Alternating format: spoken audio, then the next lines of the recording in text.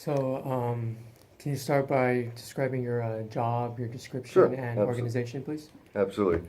My name is Jason Lang. I'm the Director of Sales for Hair Art International. I'm in charge of the sales team. And what my job is to first off locate the proper salespeople, the people that have experience in sales. After I locate those salespeople, then we go through the hiring process and the training process. From there, after they're trained and up and running, what my job is to keep them motivated. So what we do is we do bonus structures, we do incentives, we do everything we can to keep that person motivated to sell. So what we call it is putting the carrot in front of them. So they're always chasing to try to make more money. That's the great thing about sales is the harder you work, the harder you chase, the more money you make. So that's my job is to keep them motivated after the full hiring and training process. And then eventually add more salespeople and grow it and grow it and grow it until we're fully saturated. Okay. And then, how would you describe is your role as a sales manager at Hair Rat? Well, that is exactly what I had just said. Is my role is to hire, train, and motivate salespeople in an outside sales experience or in outside sales arena. Let's say there's a difference between inside salespeople and outside salespeople. The inside salespeople are on the phone trying to make the sales via the phone. Outside salespeople actually have to drive from one location to the next. It's kind of an old school technique of selling, but it's by far the most proficient because you get to talk to the people like we are right now, one-on-one. You get to show them the product that you're promoting, and you get to put it in their hands. You know, via the phone, you don't have those capabilities. So the potential of an outside salesperson is definitely greater. Now, do you do that locally, or do you try to expand upon that? At this point, with Hair Art International, we've had a direct salespeople going through distributors and or brokers, which means we hire other companies to sell our products. But what we're doing with this division now is we're hiring direct salespeople to sell directly to hair salons. And they get to buy directly from us, which we are the manufacturer. So in that regards, it's a totally new division. So what we're starting with is salespeople for California. And then the first of the year, we'll expand on to other states. We're going to start the 13 western states to begin, and then we'll expand all the way to New York. Nice. How would you define marketing in the position as a sales manager? Marketing is very important as a sales manager because the only way that we can sell is having the tools. And when I say tools, I look at brochures that we create, deal sheets. Everything that's in print is what the salesperson needs to sell. So marketing is very important to a salesperson. Very essential. But how would the marketing position of a sales manager differ from the marketing position of a marketing manager? In my case, the difference is I'm out in the field, I'm in the sales, I'm with the salespeople, or I'm sometimes on my own selling.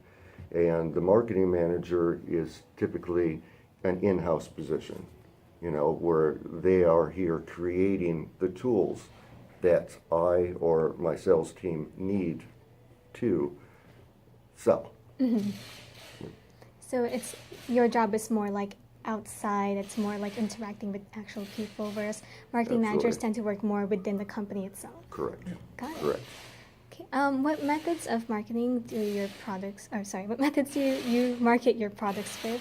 Are there any special ways you market a specific product? Well, you know, we do a lot of things. We do like an annual catalog that all of our salons get and our distributors get. So that is like the key tool that we use for sales and for marketing. But then we also do other things like a lot of social media. We do That's really big right now. Yeah. If you're not in social media, you're not You're anywhere. not part of it at all. You're not part of the Yeah. 21st century. Exactly. We use our website, which promote everything, and we're constantly evolving the websites.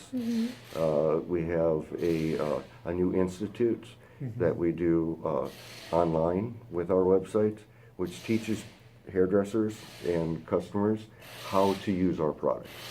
Like one of our biggest selling items is hair extensions. And there's always a need for education on hair extensions, on how to apply them, how to use them. So we have editorials, everything online, so they can actually figure out how to do it. And on top of it, we do in-salon classes. You know, physically, we go in there and we do Hands-on. Yes, hands-on. And then back with the social media, you mean you're talking about like Facebook, Instagram, All all of that, them. Twitter. Do you do like special promotions on them, like when you like follow, or is it just Yes, straight up yes, yeah, advertising? yeah. If you find us on one of our social sites and you decide to purchase through us, you will receive a discount to start. Oh, Has your social media been more effective than going in person and talking to them?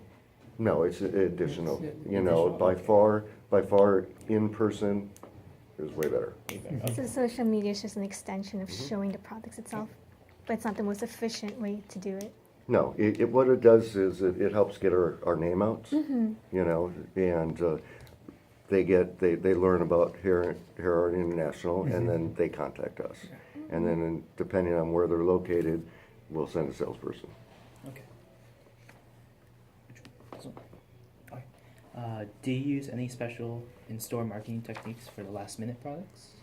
What we do is we'll target a certain salon. Like I'll have a salesperson target a salon and say, for instance, they want to do promotions on a blow dryer. So what we'll do is make a special promotion for that salon and say whatever, $20 off, whatever, some form of a deal for them to be able to promote that exact item.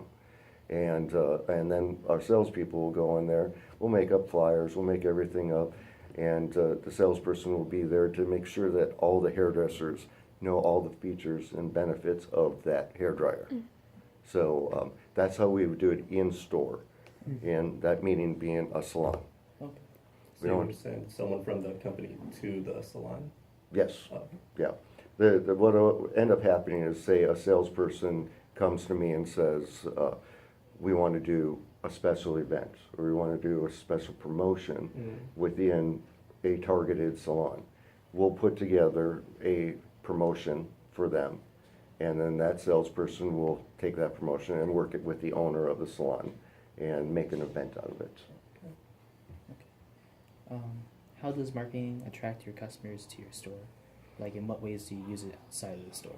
Well, the way we do it is we really focus on doing trade shows, trade advertisements in trade magazines, you know, focused on the hairdresser, focused on the hair salon. So, you know, and social media. You know, so it's all focused, though. Our whole focus is the hairdresser. And it's just them featuring the products, using hair art products, Absolutely. of course. Absolutely. And is there Yeah. any specific like magazines you guys use? Or Use all the turn- trade magazines, you know, Salon Today. I mean, there's like 10 of them Yeah. that we use. But we use all of them Okay. and getting our name out there. Right. So in what ways would you market, would you say you market differently from other companies, say like McDonald's or? Well, you know, it's a different category completely. You know, McDonald's is going after the masses. We are going after a very niche group. We're going after the hairdresser. We're going after the salon owner. So, you know, those are like apples to oranges. You know, I mean, we're literally going after a really close niched business. So you're going for like the stores, whereas other companies go for like the consumer itself? Yeah, exactly. McDonald's is going after you, Right. but I wouldn't be going after you because you're not hairdressers, right? Yeah. You're not a salon owner, are you? So yeah, it is way more defined. So You know, because the target consumers vary and are different, Mhm. Like McDonald's goes towards like the general public, you go towards actual specific companies and specific positions and Exactly. occupations. Yeah, we focus not only on the hairdresser and the salon owners, but we also focus after manufacturers as well. Because we sell mannequin heads, which you can see all around Yeah. here. We sell, and manufacturers in our industry, especially in like the color business, use mannequin heads because they do hands-on classes for either cutting or coloring. And they don't always use a live model.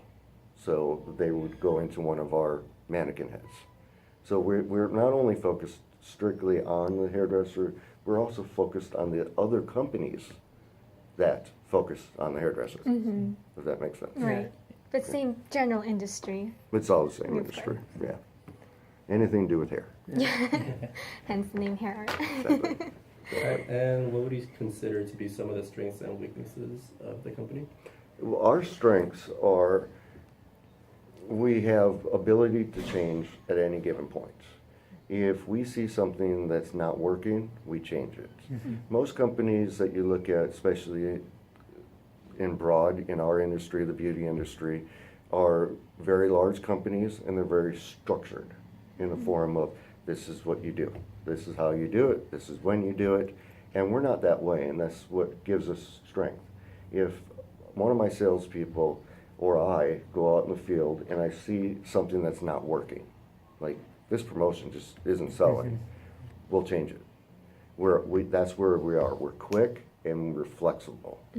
So with a weakness, I don't believe we have any weaknesses because we have the top quality of product. We're a very organized company, and like I just said, we change as we need to.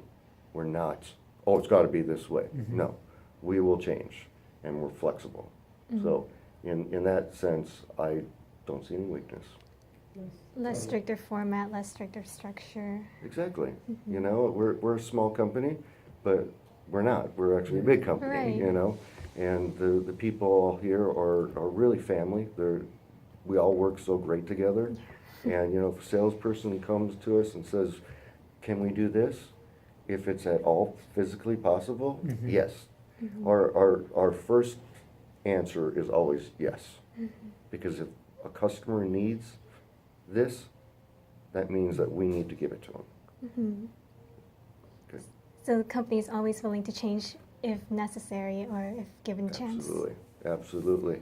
You know, the only way that we can grow is from input from our customers and from our salespeople. Because the customers and the salespeople are the people that are using our product or selling our product. And And that creates opportunities. it creates it completely. It really does.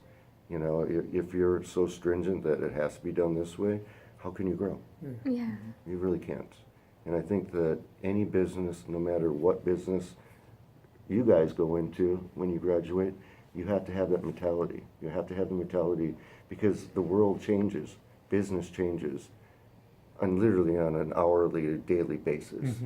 And if you don't grow. You can't build business without flexibility. Yeah, it's very true.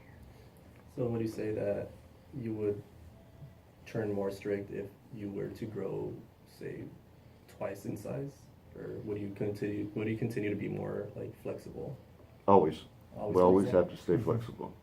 Yeah, and like I just said, for whatever businesses you guys go into, make sure the business that you pick has that capabilities. You know, don't go to a company that is going to count you as a number. You know, because that's not the company you're going to grow with, unless you just want to be in accounting doing numbers. Hey, that's my You mom's know? job. I know, but you get my point, right? You know, because numbers don't lie. Numbers. She's going to deal with the numbers all day long. You're right. Why do you think other businesses aren't like you, like flexible? Why do you think they're so strict? Or I think it's because in some cases it's who they're owned by. It's very large corporations. Like in our business, like the L'Oreal. I'm sure you guys have heard of L'Oreal. The L'Oreal of the world are, you know, multi-billion-dollar companies. And they set strict guidelines of where they have to go. And they're very unflexible because they think they've know what they're doing, and this is the way it's got to be. And with the big corporations like that, they are gradually losing their momentum. And I'm seeing it every day out in the field because salon owners and stylists are getting fed up with this is the way it's got to be. You know, I mean, that's just not the way my business works. You know, so they look for more companies like our own that will work with them and give them the tools and everything they need in business to be successful. So you're saying it's because like those larger companies tend to be a little less considerate of what. They don't care. Yeah. They don't care about the So- customer in the long run. They really don't. So they don't. So you pretty much threatening the bigger companies in a sense, You know what? because almost in a way. I don't know if you want to use that word, Yeah, well- but yeah, we're Because giving you guys are we're giving moving them on up, yeah. yeah, we're giving them some challenges. Mhm. Let's put it that way. And the funny thing is I don't see them changing, even knowing that they see that they're losing some capital in the Mhm. business. And you're raising it on up. Exactly. So they're being very stubborn. Yeah. But which is understandable, you know. I mean, when you're that big, you have to really have structure. Mhm. The problem is they don't have someone like myself or someone that can alter a decision on the spot to make a client happy. They just don't. It's A, B, C, D. Is it because throughout throughout how long that company has been running, that's the way they see how success has been made, so they want to keep to what they believe success has been giving them? I Or has believe that a lot of it has to do with that. Mhm. They think that what they did last year to be successful is the same thing they're gonna do this year. But there's that old saying that, you know, you can't keep doing the exact same thing and expect different results. You know, you have to change your results Because like you said, the world's always changing. Mhm. daily, hourly, literally. Did we have any more questions? Not on here. I believe we had some more texted to us from the other guy. I have just one question. How is your managerial approach? Can you describe your managerial approach? Because you seem like a very efficient and productive manager. The way that my management approach is, I take care of my people. Mm-hmm. The people take care of me.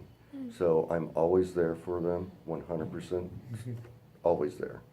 Never miss a phone call, never do not give them 100% support. And you can tell by my personality, I'm a very easygoing kind of guy. Yeah. I'm not, you know, that tough boss that whips you if you don't do the right thing. I believe, and it's an old saying that I've said for many years, and I'll keep saying it.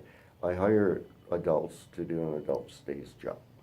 So I don't expect that someone's going to tap you on the shoulder in the morning to get your butt out of bed, excuse that, or to make you make that extra call at the end of the day.